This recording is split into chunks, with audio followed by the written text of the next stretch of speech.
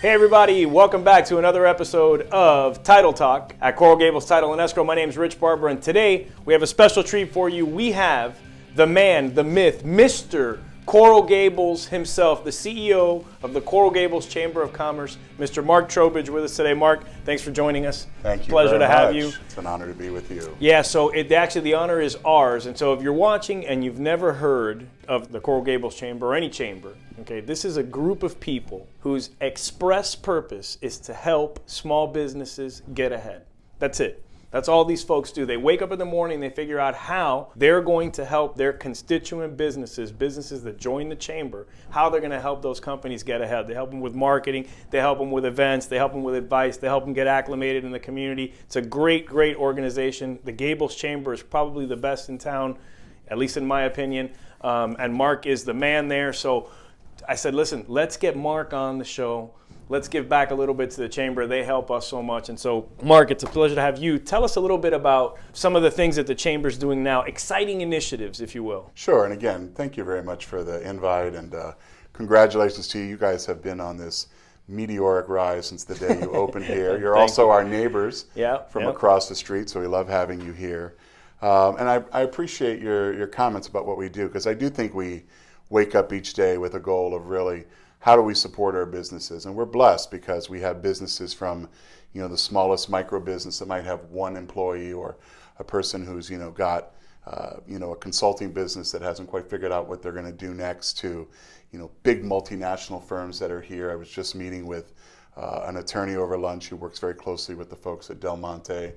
And so when you think about Coral Gables, sometimes folks think, oh, it's a small bedroom community. It's got a great university sort of in our front yard, but we're really populated by incredible businesses of all shapes and sizes, and many who have been here for many years. And our goal is to make their ability to grow and prosper be top of mind, not only for our city folks who sometimes are in the business of creating regulations, to what can we do to bring new voices and new faces to the landscape. So it's great to chat with you about that, and you guys are a great example of that. Thank you. The last year or so, that you decided to form this company and open right here in the heart of the City Beautiful, and we couldn't be more proud of you. And so Mark has been with the chamber since 2006, right? And when we were getting this planned, you told me it was a great expression, because I use it here, that there was a person over there that is the person that helps you get everything done. What's her name, Erica? Is it? There's Erica, there's Yvette. You can insert name here, but yes, those folks keep me on the straight and narrow, which is not easy, because I can be a little bit of a handful. It's the same thing here. We have people who know that they work with us, Monique, Legna, Eileen. These people, when they can't come to work, I'm like, turn the lights off.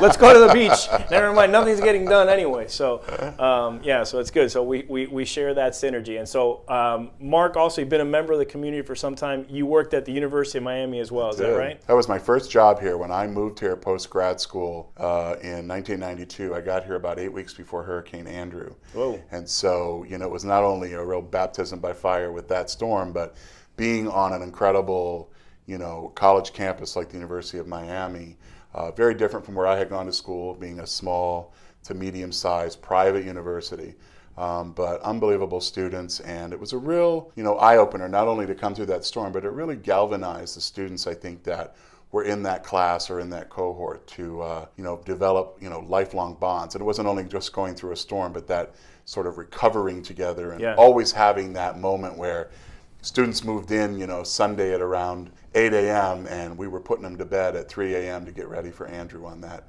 overnight.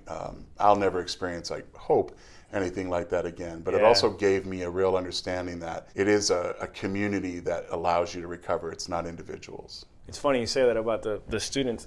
That was freshman year of high school for me, and school was delayed. Absolutely. I remember that school was delayed by like 3 or 4 weeks, and I mean, just the whole process of and listen, going back. we sent students home once the airport got open and the roads got open. We told the students, go home, come back in 2 weeks, we'll do it all again, and get started Orientation with school. part 2. It is, funny. And you know what, Irma this year emulated that a little bit, and I'm sure the folks that kind of spanned that time frame, not only at the University of Miami, but just in this community, I felt like there was some deja vu all over again. But again, I think you see the best in people to come together. Coral Gables is a community that the businesses are an incredible contributor 36% of the tax base. And when you think of that fact that the businesses are only about 5% of the land mass of the entire community, that is something to really feel good about. And if the Chamber plays a small role in helping those businesses and the ones that want to come here or grow here, then we're very proud of that. And so, for the folks watching, so part of what makes a chamber successful is leadership that is invested in the community, has been a part of the community for a long time. And the thing with Mark, is, and we were just talking about this off camera, is Mark has the rare distinction of being the recipient of the highest honors or organizational honors that both the University of Florida and the University of Miami award. At Florida, it's Florida Blue Key. So Mark is a member of Florida Blue Key, and at the University of Miami, it's Iron Arrow, right? So if you know anything about Iron Arrow, you've seen these guys, at the alumni events. It's a really impressive organization, and so Mark has both of those. He's well decorated, as we call it. Well, his admiral shield is down to here, when he's dressed with his flare, when he's got the flare on.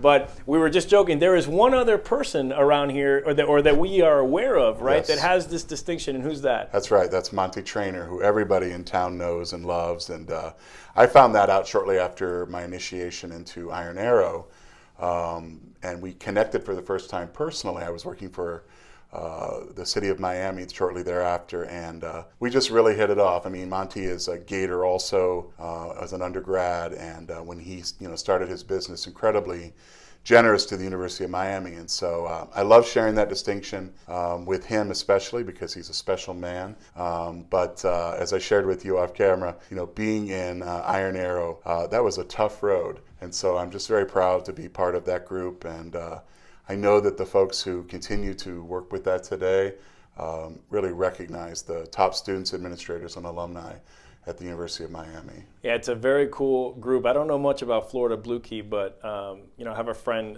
is a guy named Devang Desai.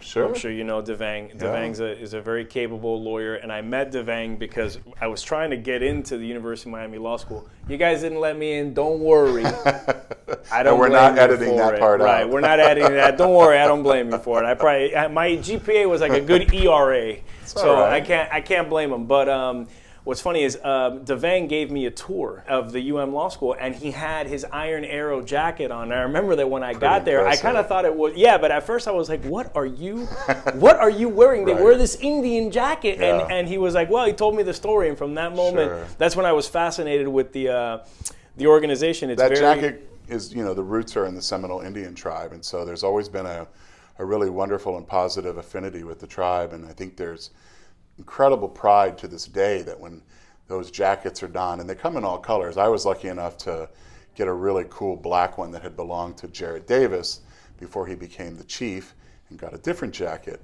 And he happened to be the chief when I got tapped in, and always a funny story, but they worked really hard to make sure that when I got tapped, I felt it. That's, that number one, that's very cool. And people don't know this, but that reminds me of the expression, the third degree. When you're hearing people say that, they got the third degree, that's actually an expression because the Masons, most Masons are third degree master Masons, right? You could go, you hear about it, you could go up to the 33rd degree, and then those guys are like the Illuminati and they run the world, but the reality is most Masons are third degree master Masons. Right.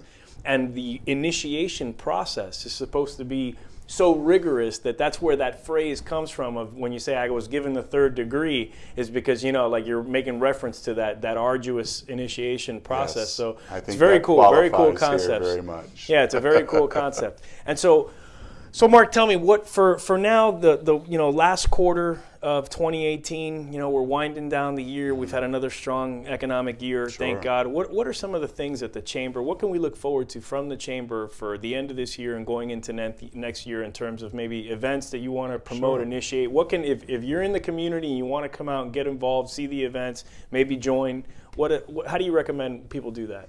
So I would recommend a couple of different ways. I think, first and foremost, this is a very exciting time of the year for us. So we always do our leadership transition at the very end of August, going to September. So a new board chair, Patrick O'Connell from EWM, will take that seat September 1st.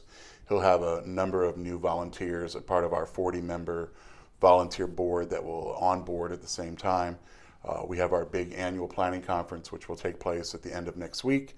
And again, all of that sort of flows together. And so a lot of energy, committees getting kind of repopulated. We have about 15, 16 working committees. But, some of the big things that I think will come out of that conference is that we want to develop, a strategy with our new strategic plan really focused on growth. So it isn't just growing the chamber, but it's helping those businesses in the community. What do they want to do last quarter and looking into 19?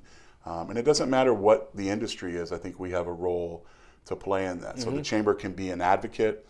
The chamber can be a resource. The chamber can be a connector.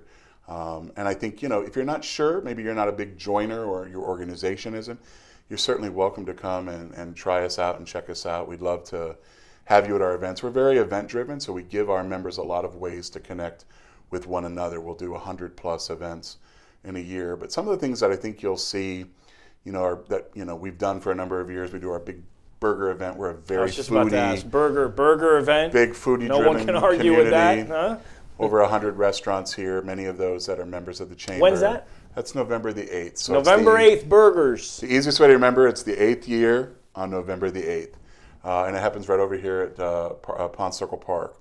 And we're proud of that because that was a real outgrowth of the recession where the restaurants were incredibly challenged and very much struggling. And so now it's really taken off as a way to come and celebrate not only food, but survival. Everyone loves a great burger and a cold beer. And if you're there, then you made it. And then I think one of the other things that we'll do this year that we haven't done before is what I refer to as kind of a benchmarking trip. And that's where we're going to take some of our leadership, go to a community somewhere else in the United States that has some alignment with what we have here. So would have a major university, would have the type of industry that we have, would have the type of retail that we have, and look at them for their best practices. I think sometimes we think we've already got it figured out in Coral Gables, and we have to constantly be in a learning curve ourselves. I think it helps our businesses, but it also shows folks that we're invested in innovation, always getting better and having a vision.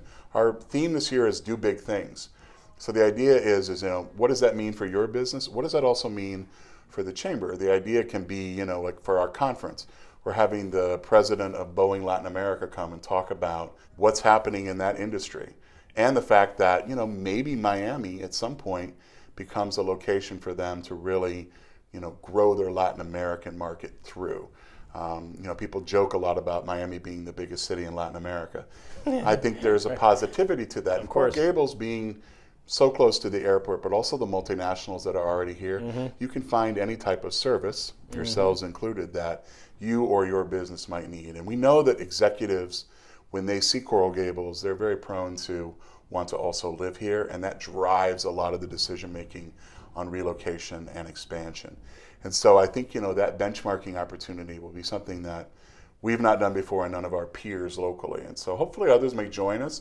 We'll continue the advocacy work that we've done. Coral Gables is going to have a new member of Congress for the first time in 29 years. It's very cool. And if you don't think that that's a big deal, I tell you, it's a very big deal. Yes, now, it is. Most of the decisions that get made locally or at the county level maybe directly impact business, but there's a trickle down that happens certainly at the state and federal level.